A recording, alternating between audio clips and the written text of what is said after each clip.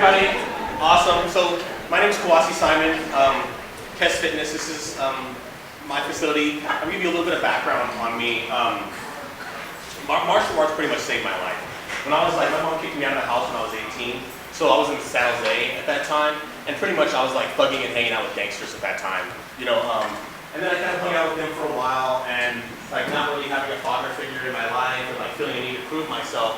I wanted to hang around this culture of men, and I was always kind of the person. They used to call me Radio. Raheem's my first name, but they used to call me Radio Raheem because I would just do anything. Like I didn't really care. Like I was so eager to prove myself that it pretty much didn't matter like what happened or whatever. Like I just was inconsequential. And it wasn't until I was in some situations where some things went down, and there was multiple fights with multiple people, and at the end of the day, the only person who had my back was my friend who was Mormon, who went to church all the time. And he didn't do anything, and like out of all the guys and gangsters I hung out with, that was the guy who like had my back and like stood with me. And I was like, you know what, that kind of taught me a little bit about everything. I was like, wow. So I kind of like stopped hanging out with all the gangsters that I was hanging out with. I started hanging out with him all the time, and then I started training Muay Thai. The Muay Thai, the style that we train is called Rodrit, or Muay Chao Chor. It's old style Muay Thai. The original art of Thailand is called Krabi Krabong, so it's the art of the sword and the spear. So you learn to fight with a sword and a spear. And with all edge weapon arts, like all empty-handed arts developed from the edge weapon arts, right? This happened with fencing. Like bare knuckle boxing came from fencing, right? Which is why you see this kind of stance like this, right?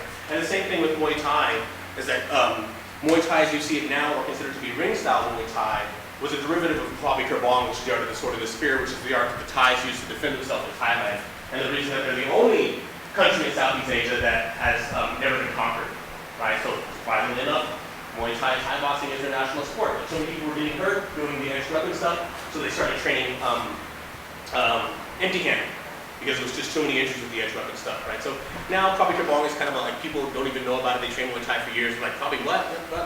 And it's like but this is where the kind of delineation came from. So my experience has always been in training is that I didn't really have a competitive art focus. I had a more survival mindset focus. I wanted to know that like I wasn't trying to be out there like necessarily compete in the streets and like compete in the UFC and be the best fighter, but I wanted to know that if I had skills that when it hit the fan, that I knew I was going to be able to handle myself. And so that brought me to training with my instructor, Mario Bowman, who was head of security for the King and Paul, who was a former intelligence officer for many years. And at our school, most of the people that came by were military or paramilitary operatives.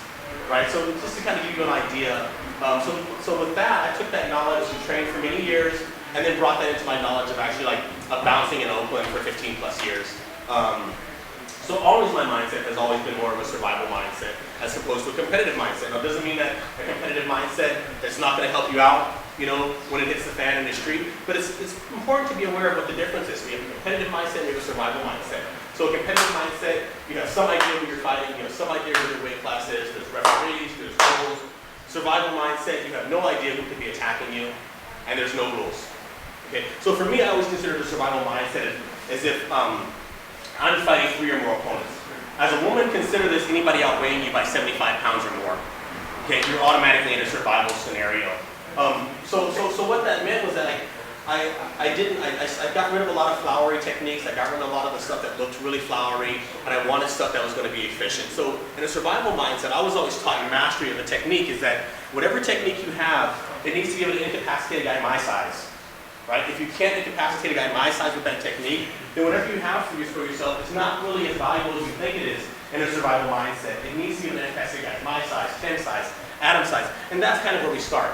You have 50% of your energy, you're dead tired. Can you still throw a technique with enough power to incapacitate a guy my size, Tim size, Adam size, right? So that's what we're kind of thinking, right? So we have our competitive mindset and we have our survival mindset. Survival mindset, if you're a guy, you're dealing with at least 3 opponents. Okay, you're in a situation where you can't run. If you're a woman, you're dealing with somebody that outweighs you 50 to 75 pounds at least. But that automatically is going to put you into a survival mindset when somebody outweighs you that much. If you're ever curious about this, think about a kid you know, controlling a kid you know who weighs 50 to 75 pounds less than you and how easy it is to dominate them. Okay? So think about that a little bit when you consider like competitive mindset, survival mindset, right? So then we start thinking about what are the weapons that I'm going to use in a survival mindset? Is it going to be punches? Is it going to be kicks? And I found that most importantly, like it's a lot easier to develop a lot of power to incapacitate a guy my size by using knees and elbows than it is with a puncher and kick.